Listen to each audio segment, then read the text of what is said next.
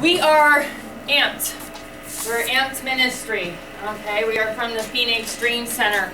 What we do is, well, God gave us talents, musical talents. As you saw, acting talents. Did you guys like that boxing match? It was pretty good, huh? He knocked him out good, didn't he? Right, the Jesus, right? That's how the Israelites went out, right? God had them, had their backs, went before them, worked for them, right? So anyway, like I said, we're from the Phoenix Dream Center. You guys know, any of you guys know what the Phoenix Dream Center is about? Any of you? Any of you? Well, the Phoenix Dream Center is this great big huge building that God blessed a bunch of lost and broken and jacked up people with, okay? Because He loves the lost. He loves the people that the world don't love, okay? And that's all the people like you've seen up here. Alright? We were a bunch of lost, broken people. Nobody goes to the Dream Center by accident. Okay? Nobody goes there by accident, but there is almost 300 people that live there. Okay? They came off the streets out of drug addictions, alcoholism, gambling problems. Alright? They come in, some of them come in pregnant, some of them. We're starting an aged-out foster care youth program for those foster care youth that are getting aged out of the system, right? They age out of the system and they're basically handed a garbage bag and they're on their own. Well, we don't like people being on their own, so we opened up some rooms to bring them in and help them get GEDs, high school diplomas, college schooling. So that's what the Dream Center does. Dream Center, every ministry, every program in the Dream Center is geared to build people up. People that have lost their way, people that are broken and have hit bottom. Any of you guys know anything about hitting bottom yet? I didn't think so. And I hope you never know anything about hitting bottom, but some of you may. Some of you may, and some of you, if you do, you may need a place like the Dream Center. Alright? I did. I needed a place like the Dream Center. So, I'm going to read you something real quick. It's called You Undo Me. And I wrote this like, I don't know, God had woke me up like around 1 o'clock in the morning. And I was typing it into my phone. So, anyway.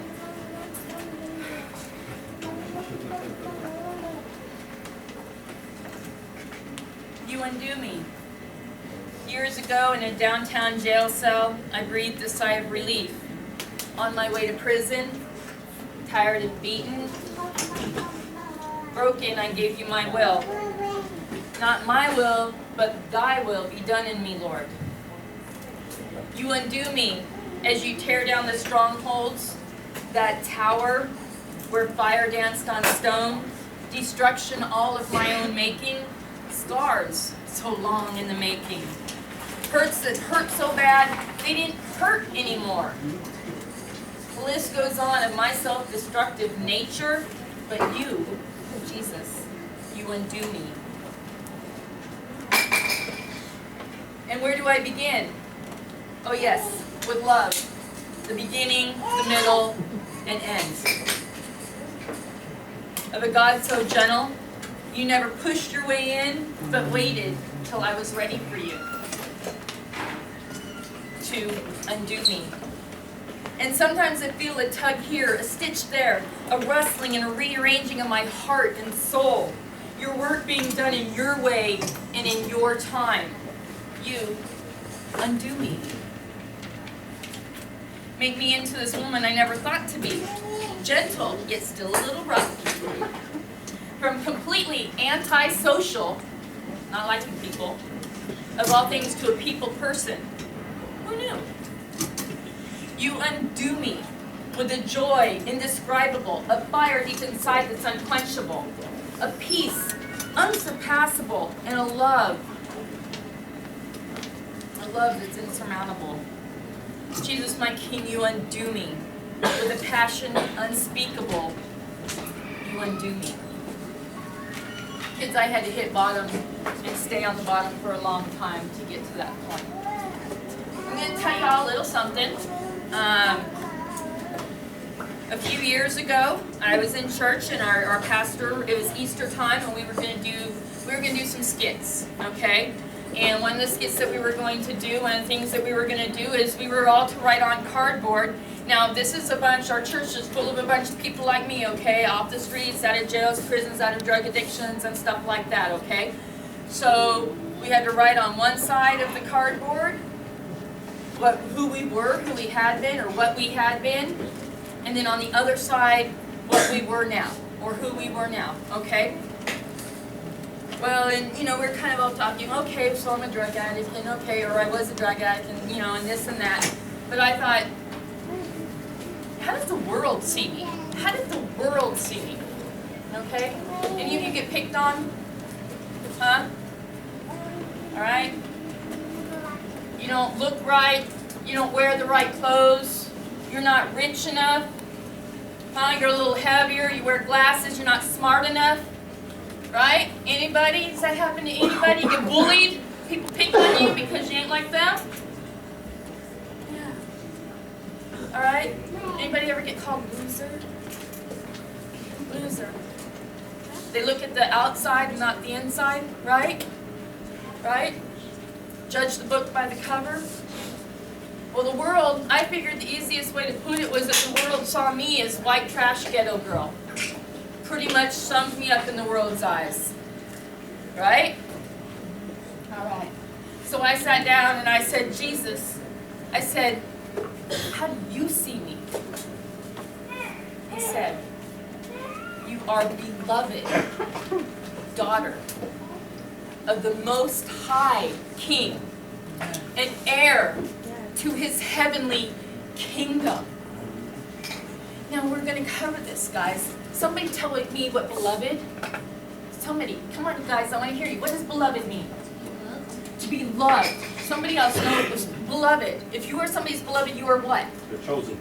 Chosen. Somebody belongs to Jesus. Huh? Somebody that belongs to Jesus. Jesus, somebody that wants Jesus. How about special? Doesn't everybody want to be special? Yes, you young man. Cared about? Cared about. We all want to be cared about, right? We all want to be special, right? Beloved. That's what beloved means. Daughter. What does daughter mean? You are in the family, right?